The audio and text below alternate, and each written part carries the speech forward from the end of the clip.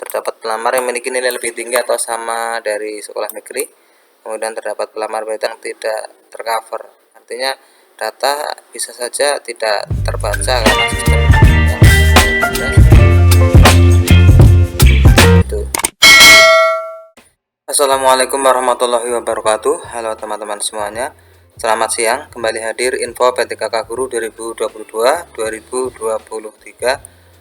Kita akan membahas kategori pelamar P3K Guru 2022 yang dinyatakan aman dan tidak aman pada pengumuman hasil seleksi P3K Guru tahun 2022 yang sudah berlangsung sejak tanggal 8 sampai dengan 9 Maret 2023 dan masa sanggah sudah berlalu serta jawab sanggah 13 sampai dengan 19 Maret juga sudah berlalu, dan kita sedang menunggu pengumuman kelulusan pasca sanggah ya, dimana teman-teman yang sudah mengajukan sanggahan pada hasil seleksi atas pengumuman hasil seleksi sampai dengan tanggal 2 April ini belum ada jawaban, dan ada kemungkinan memang kelulusan pasca sanggah itu berbarengan dengan jawab sanggah untuk teman-teman yang sudah mengajukan sanggahan.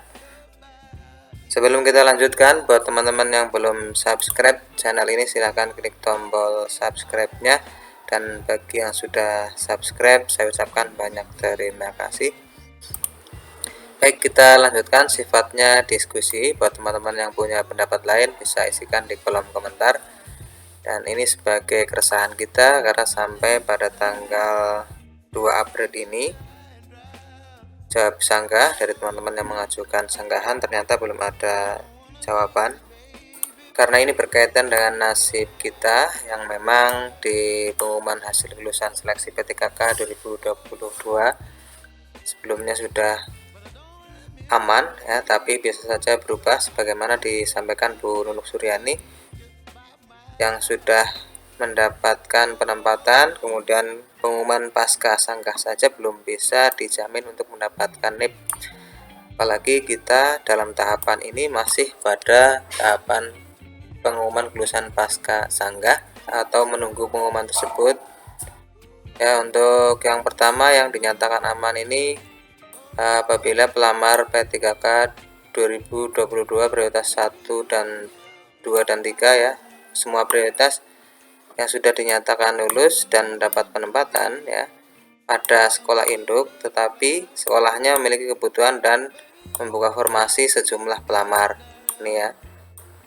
Jika sekolahnya memiliki kebutuhan memang dan membuka formasi, ini otomatis ini aman. Kemudian yang kedua, tahun 2024 diprediksi tidak ada kelebihan jam mengajar ya. Tahun ajaran baru kita bisa ditempatkan dan mendapatkan jam, ini masuk pada kategori yang aman. Kemudian yang kedua, pelamar prioritas 1 yang dinyatakan lulus dan mendapat penempatan di sekolah lain ya, tetapi sekolah tersebut bukan sekolah yang sudah tutup atau regrup.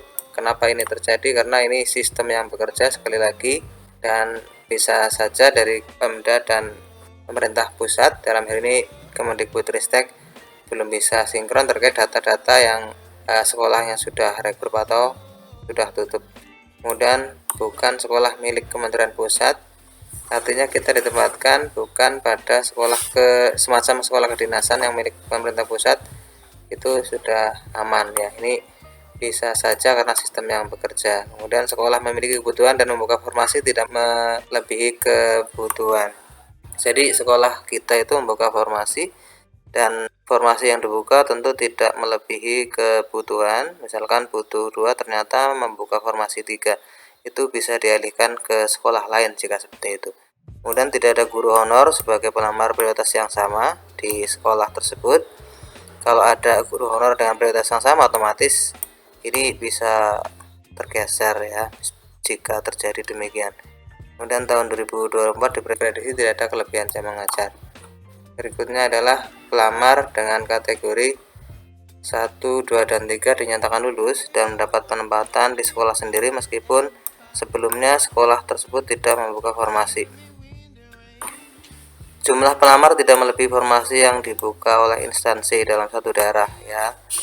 Misalkan sebelumnya memang tidak membuka informasi, tapi kita pada pengumuman tersebut dinyatakan ditempatkan pada sekolah kita sendiri, tapi di instansi kita hitung ternyata memang jumlah pelamar tidak melebihi informasi yang dibuka instansi. Artinya ada semua pelamar tercover dan kita di situ bisa dikatakan aman. Bukan sekolah yang sudah habis siswanya. Ya, misalkan kita sementara ini mengajar di sekolah yang ada kecenderungan atau memang ada peluang untuk di grup karena siswanya habis, ya, artinya data tersebut belum sampai ke pusat dan kita masih ditempatkan pada sekolah tersebut, ini bisa tidak aman kalau seperti itu. Berikutnya adalah sekolah memiliki kebutuhan dan tidak ada guru honor sebagai pelamar prioritas yang sama. Tahun 2024 diprediksi dan mengajar ini sama seperti prioritas 1, 2, dan 3 yang lulus, ya, baik pada sekolah induk maupun dari sekolah lain, ya, dari swasta. Berikutnya dinyatakan belum aman apabila pelamar prioritas 1 dari swasta dan lulusan PPG yang ditempatkan pada sekolah yang sudah tutup atau regrup, kemudian sekolah milik Kementerian Pusat, terdapat pelamar yang memiliki nilai lebih tinggi atau sama dari sekolah negeri, kemudian terdapat pelamar prioritas yang sama pada sekolah penempatan.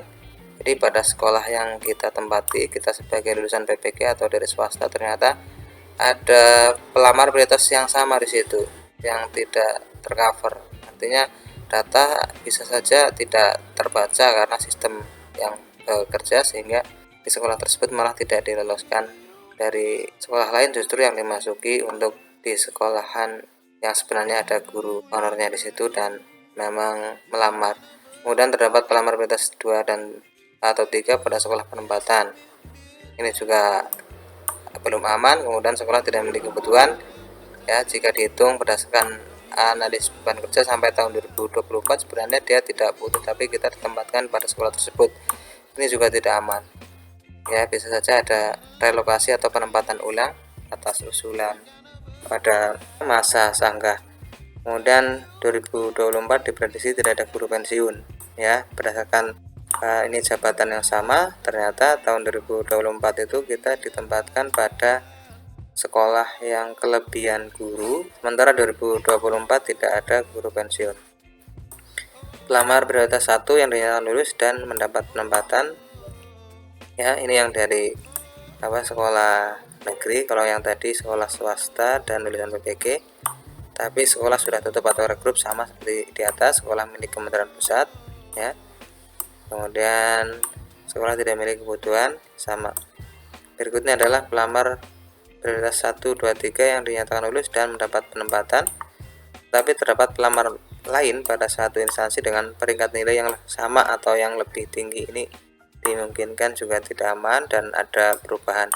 Kemudian di sekolah penempatan ternyata ada kelebihan guru.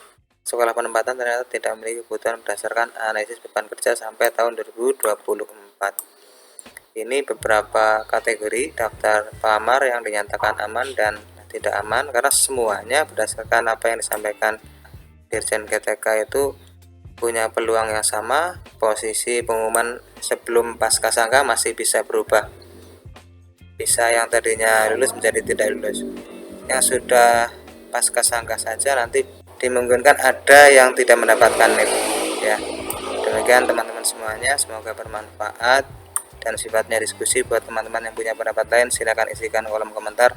Wassalamualaikum warahmatullahi wabarakatuh.